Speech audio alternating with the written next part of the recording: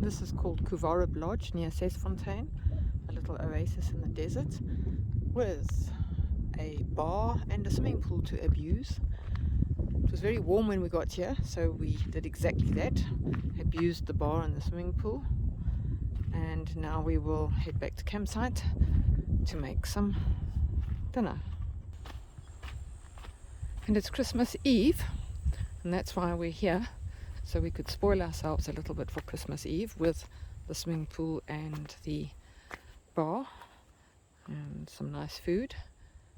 The swimming pool was really nice to be in this afternoon when it was so boiling hot. And we made some contact with family and friends, messages, phone calls, condolences for those who need, and yeah, from a very hot, dry Namibia. Merry Christmas to you all. George and I were here in 2012. That's why we popped back in. We have some very good memories from 2012.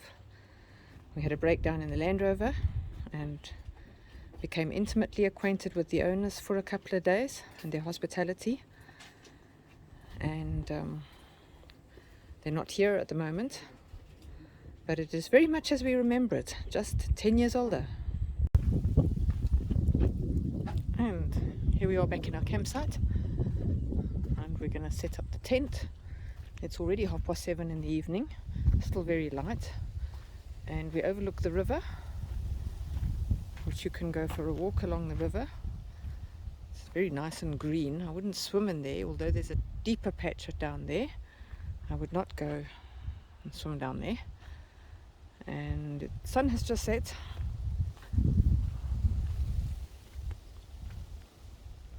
We're quite close to the edge, but we're not expecting flash floods tonight. Upriver there's a place called Warmkwel, which means hot springs, and it's possible there's quite a bit of sulfur in the water down below. Campsite has all you need, and the ablutions are not too far and quite private. Another gorgeous little river, upstream some palm trees. This is obviously a natural fountain again coming out of the mountains. We've walked up to the community campsite, and it's quite delightful as far as camping goes. And the camping places, the community campsite, in my opinion, outweighs the private campsite. So we don't know what the cost is here because there's nobody to tell us. But we do see that the facilities, to me, in my opinion, are quite a bit better. Downside is that if you stay in the community campsite, you will not be allowed to use the swimming pool on a hot afternoon at the private campsite.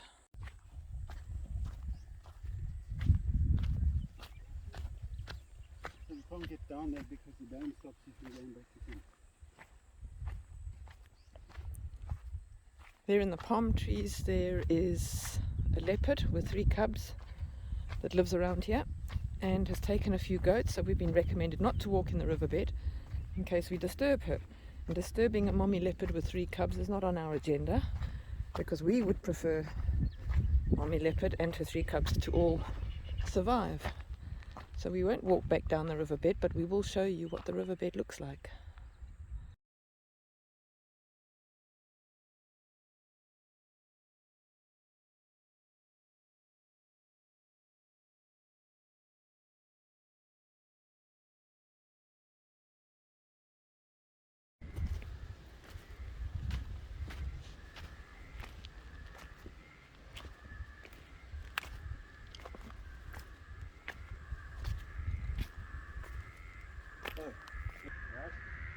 And we thought this pipeline was sending water down to the village below, but it seems it hasn't for a while now, and it's all silted up. So we're not sure how the village is getting their water supply. Maybe they're pulling from further downstream.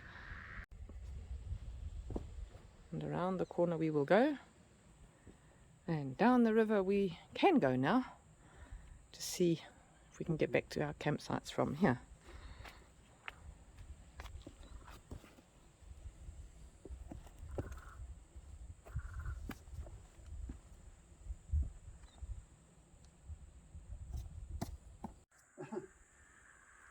So when Bruno's parked on. Bruno's parked on an undercut. So all Khowarib's campsites are going to fall into the riverbed one day. Maybe that's why those It looks very closed up and deserted. This little town is Sesfontein. We've managed to get just the bare basics here. We're going back through Sesfontein as we came through yesterday, as we head out towards the Hoanib River valley in search of desert elephants. This is the Hoanib riverbed, how you get to the desert elephants. And to get there you first have to go through a sea of powder dust. If I show you in the mirror,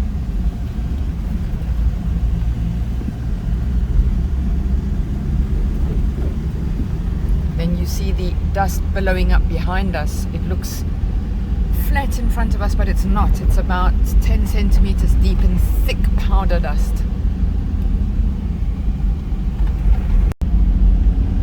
Today?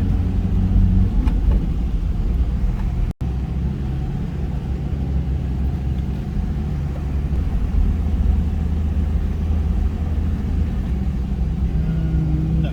With a solid sand wall on our right. We're on a track and GPS is happy.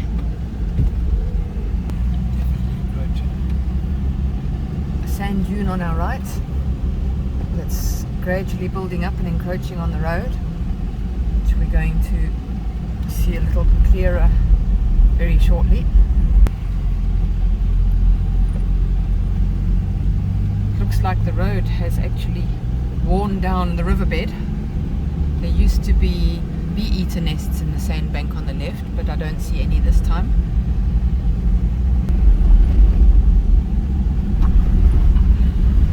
Could be in the desert. We're still heading our way down through the vast sandy riverbed of the Hoanib to get to the narrow gorge that you go through to get to see the elephants.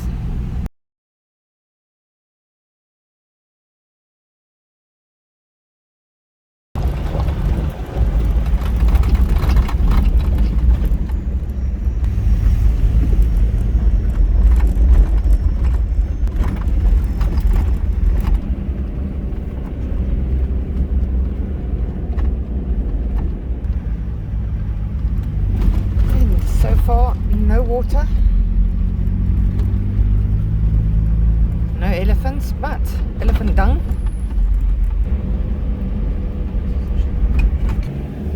Ellie poo in the road, and a bit of a tight squeeze.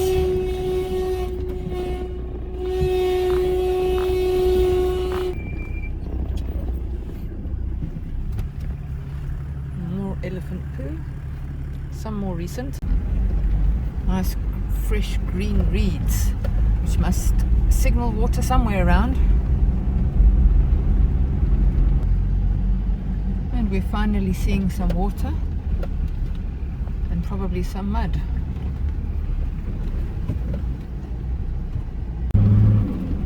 From here it looks like we're coming to a dead end in the rocks, but the river has to go somewhere, so it will all be revealed soon.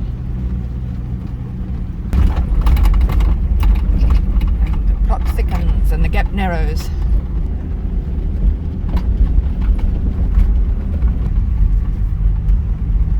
There's been angry water down through here since we've been here before.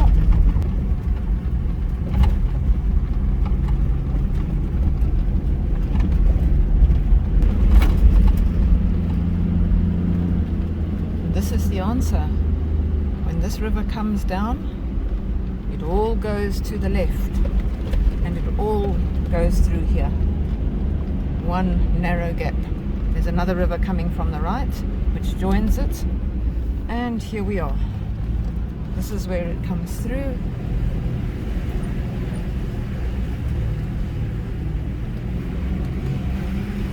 And we're on the other side of the gap.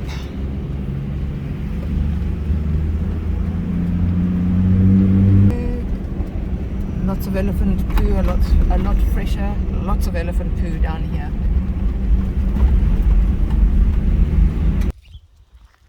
And we've found the first big shady tree we could, because it's time for something to eat and drink, and we know that trees get a little bit scarce further on. So it's time for a coffee and brunch in the shade.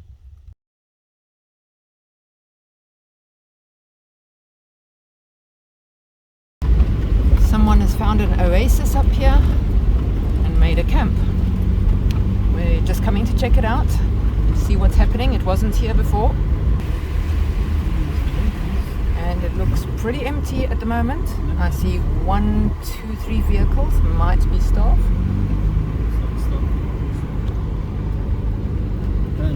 Tents. How on earth did a normal car get here?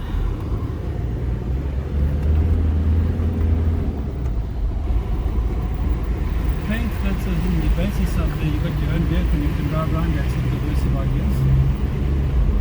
I wonder what their rates are, we should ask them. The camp is called Natural Selection. We'll look it up.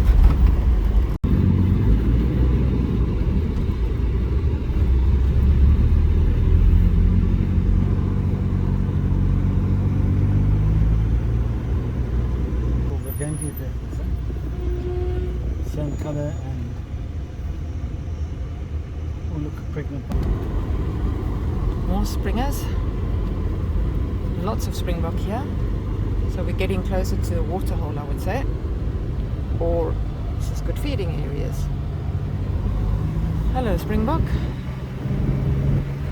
We've all been waiting for an elephant. A Namibian desert elephant. He's walking this way slowly. We're going to park in the shade and wait for him.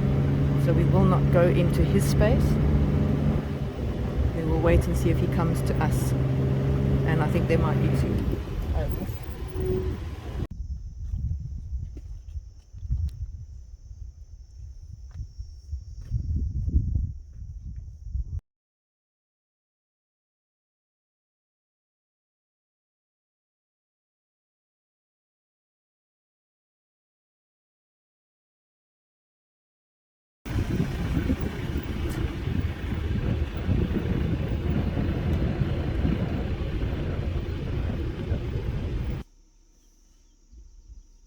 Tiny baby Ellie in the distance there. We'll see them later, hopefully. And on this side, we have a nice big Ellie feeding on the side here.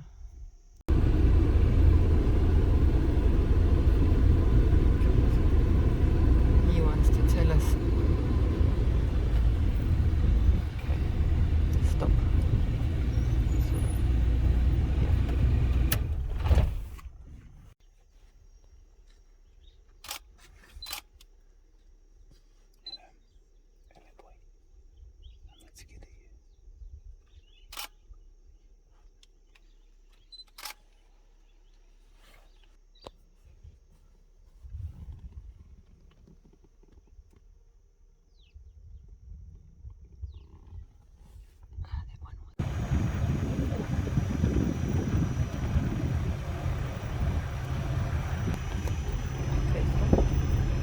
Stop.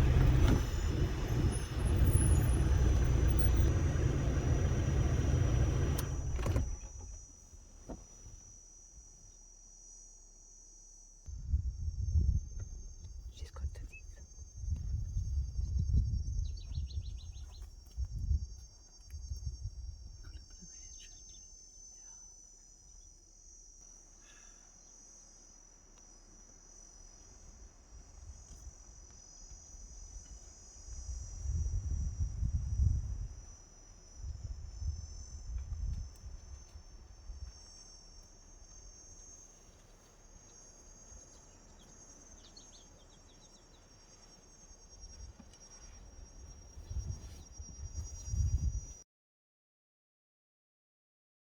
Excuse me, sir, can you show us where the waterhole is?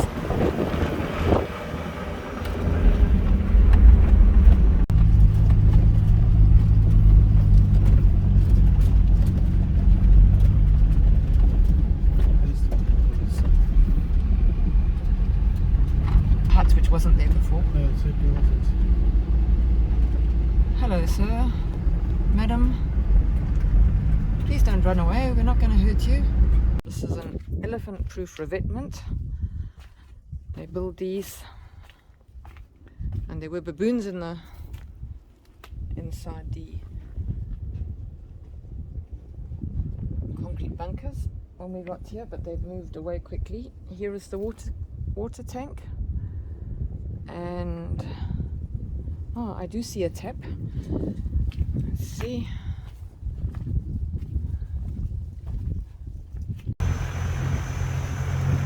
And nice little surprise, just past the waterhole.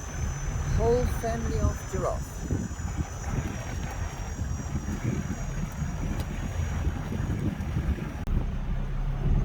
In the shade where you had the dark horse of the family.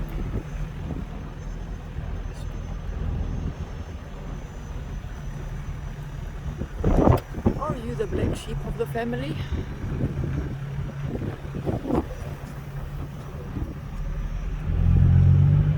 More elephants. Down here. Such a cutie.